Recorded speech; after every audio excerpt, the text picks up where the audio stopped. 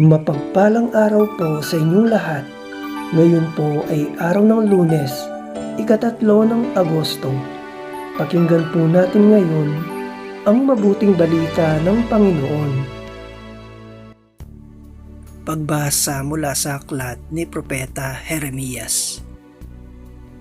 Nang taong ding iyon, ng ika-5 buwan ng ika-4 na taon ng paghahari ni Sedekias sa Huda, si Jeremias ay kinausap ni Ananias, anak ni Propeta Azur ng Gabaon. Sila nooy nasa patio ng templo, sa harapan ng mga saserdote at ng mga tao.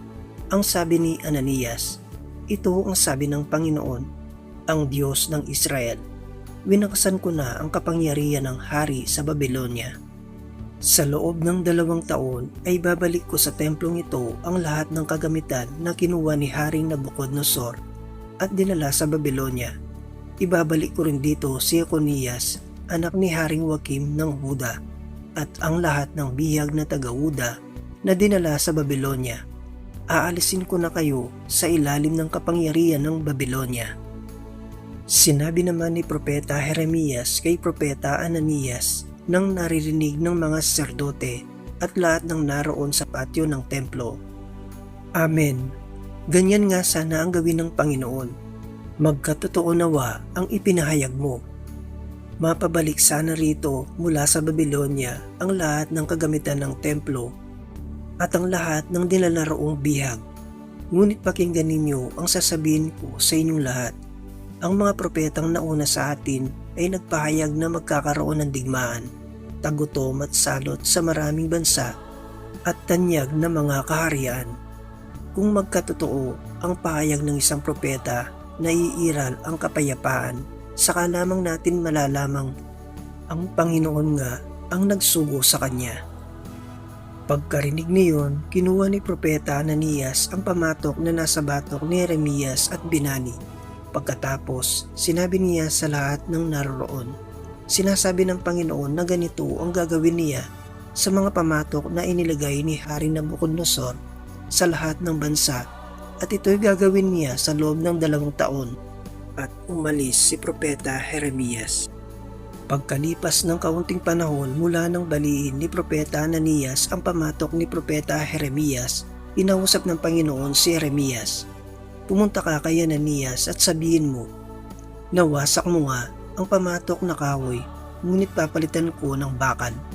Lalagyan ko ng pamatok na bakal ang lahat ng bansang ito upang sila'y maglingkod kay Nabucodonosor, at magkakagayon nga siya'y paglilingkuran nila, sapagkat pinailalim ko sa kanya pati ang mga hayop sa parang." At sinabi pa ni Propeta Jeremias, "Ananias, hindi ka sinugo ng Panginoon at pinapaniwala mo sa isang kabulaanan ang mga taong ito, kaya't ang sabi ng Panginoon, ikaw ay mawawala sa daigdig na ito. Mamamatay ka sa taon ding ito, sapagkat tinuruan mo ang bayan na maghimagsik laban sa Panginoon." At nang ika-7 buwan nga ng taong iyon, si Propeta Ananias ay namatay.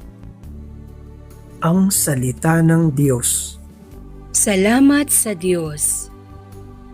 Salmong tugunan. Poon, ituro mo sa akin ang utos mo upang sundin.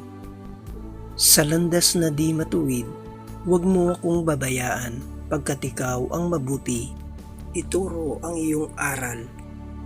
Poon, ituro mo sa akin ang utos mo upang sundin. Tulungan mong ihayag ko yaong tunay na balita. Yamang sa iyong kahatulan, lubos akong may tiwala. Poon, ituro mo sa akin ang utos mo upang sundin. Sa akin ay magsilapit, ang sayo ay may takot, maging yaong mga tao na alam ang iyong utos. Poon, ituro mo sa akin ang utos mo upang sundin. Sana'y lubos kong masunod ang buo mong kautusan, upang hindi mapahiyat tamuin ko ang tagumpay.